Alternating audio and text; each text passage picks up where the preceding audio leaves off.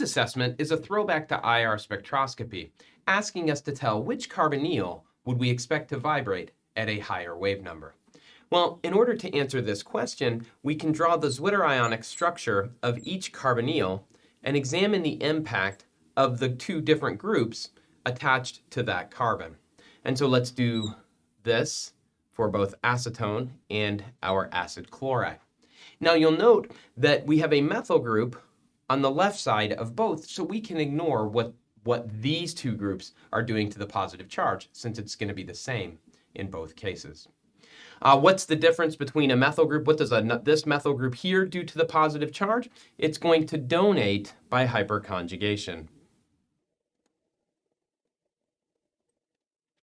Donating by hyperconjugation is going to have a stabilizing effect on that positive charge. What does chlorine do? Well, chlorine actually does two things. It withdraws electron density by induction, pulling electron density away.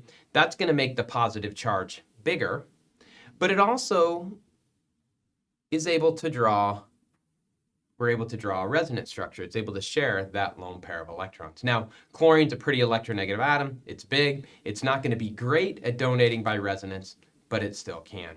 We can characterize this by saying that chlorine is resonance donating, and we're going to specifically write that in lowercase and small, but it's inductively withdrawing.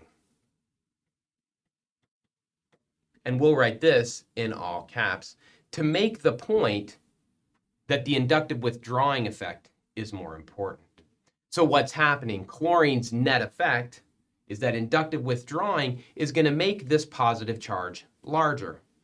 So we're going to have a larger plus charge. That larger plus is going to hold the minus more tightly, which means that this CO bond is going to vibrate at a higher frequency or a higher wave number. Let's jump back over to this one to see what's happening here. This group is going to donate electron density. That's going to stabilize the positive charge or decrease the amount of positive charge on that carbon. With that positive charge decreased,